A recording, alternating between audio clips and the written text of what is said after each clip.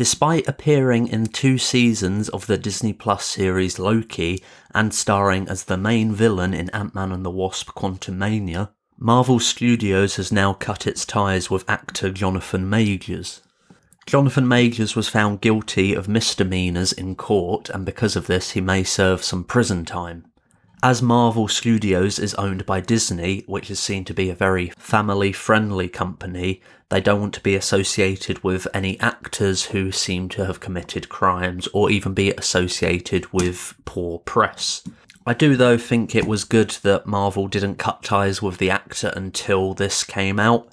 It was an ongoing trial, and whereas you look at what Disney did with Johnny Depp, who was not found guilty in any way but dismissed from his work with Disney, only to be later found out that he hadn't done anything wrong, and after false accusations he has been cleared of that and seems to be more prominent in getting roles again. However, it's not clear if Johnny Depp is going to return to play Jack Sparrow in a future movie, but we'll have to wait and see.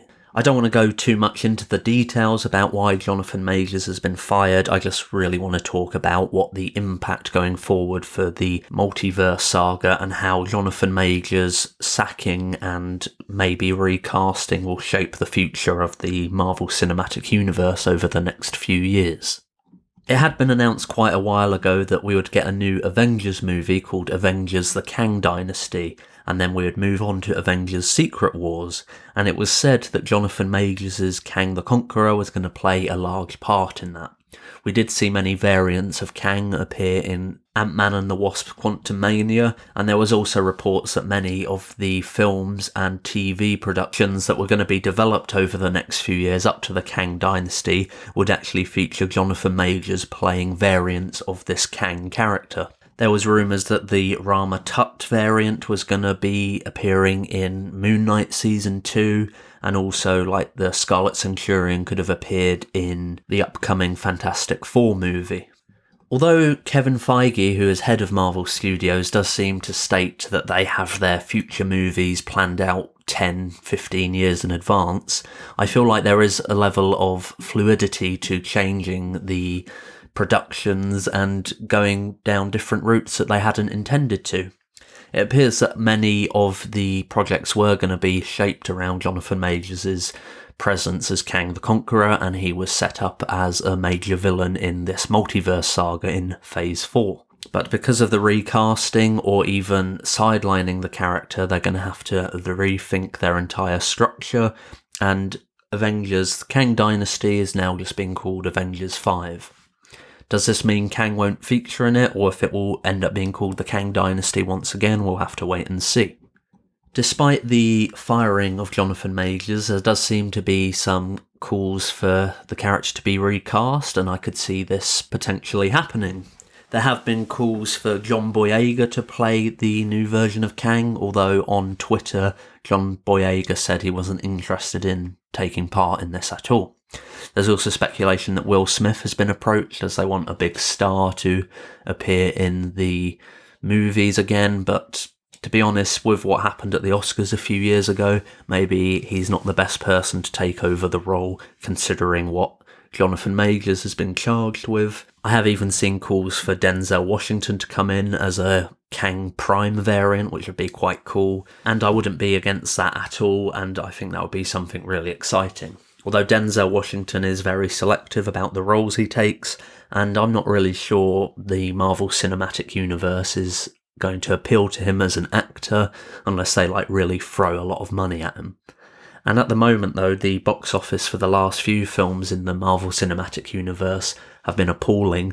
Maybe they don't have a lot of money to offer these big stars to come in and take over these roles. But I do think it's a shame if they've been setting up this storyline following Kang the Conqueror as the big baddie for the next few years, if they're just going to scrap the character completely. And there is indications they're not going to do that, but depending on going forward and then rethinking the Marvel Cinematic Universe brand, that might be the case and the best way to move forward. I do think it's a good idea that Marvel Studios is only making one film in 2024. That's going to be the third Deadpool movie, which is currently called Untitled Deadpool Movie. Probably end up being called Deadpool kills the Foxverse or something like that. I think they could go down that route. But almost the fact that they've got to scrap all these films because of Johnathan Majors is kind of a good thing, because I don't think what they've been doing over the last 2 years has been working, and they really need to go back to the drawing board. I don't necessarily think that's solely down to the films being poorly cast or whatever it is. I think people are just uninterested in these comic book stories now. We've seen a lot of it. They ended with Avengers Endgame, which was very good. And then we got something like Spider-Man No Way Home, which I did really enjoy. And then we've had last year Guardians of the Galaxy Volume 3, which James Gunn, to his credit, created a great story. And I feel like the other stories they've been telling are really lacking, and they really need to have a good writer and have someone who is passionate about these films. Marvel have said they've not really liked hiring writers who are fans of the Marvel comics, and maybe that's a problem for them. But you just look at someone like James Gunn, who does appear to be a big fan of comic books, and how well his films turned out versus their other films that maybe aren't written or even directed by people who are really that interested in comic book movies, and that has caused this sort of slump in their movies. But there is talk that they're going to go in a different direction from Kang and moving into introducing either Doctor Doom as the big bad or even the Beyonder. I've seen reports that the Beyonder is going to be the big villain of Secret Wars.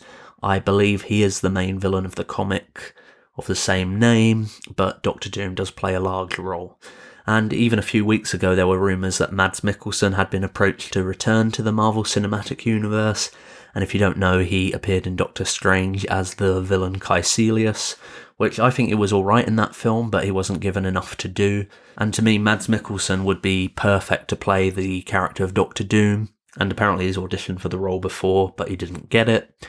And now with a new Fantastic Four movie coming in 2025, there's rumours that he's attached to that to return. I don't know if they're going to retcon his appearance in Doctor Strange or say that Caecilius was always Doctor Doom. But we'll have to wait and see. And, you know, he may not end up getting cast, and it could just be a lot of fluff from these Hollywood trades are just trying to get clicks. But I think moving away from Kang, you know, they can shape the story in a way where they move away from him, or at least transition him out and have another actor play the role. And the fact that they're doing all this multiverse stuff and having different variants appearing as different actors playing the role, they can get away with that a lot easier than just doing a blanket recast and we just have to accept that. Something like when Terrence Howard got replaced by Don Cheadle as War Machine, for example. But still, at this time, I'm not too optimistic about the current projection of Marvel properties going forward, but I do think taking a step back, only having Deadpool come out next year, and then maybe only have 1 or 2 films come out in the future years is a good idea. I think we got oversaturated with comic book movies, and we got so much content that it didn't become special anymore, and the fact that they've had this major shake-up with one of their biggest stars who was going to go forward has been removed from the equation. Gives them time to take a step back, have a breather, and kind of reshape and mould the next 5 to 10 years of the Marvel Cinematic Universe. Although I think they're going to have to do a really, really good job if they're going to win people back and start dominating the box office again. But I'd love to hear your thoughts on whether we're going to get Kang recast and which actor you would like to see take on the role after Johnathan Majors, or whether or not you feel they'll go down a different route and introduce Doctor Doom or the Beyonder as the new big villain of the next few years of the Multiverse Saga. So please let me know in the comments below. Please give this video a like, subscribe to my channel if you haven't already, and make sure to click the bell icon to receive notifications for all of my videos. That's it for now. Thanks for tuning in.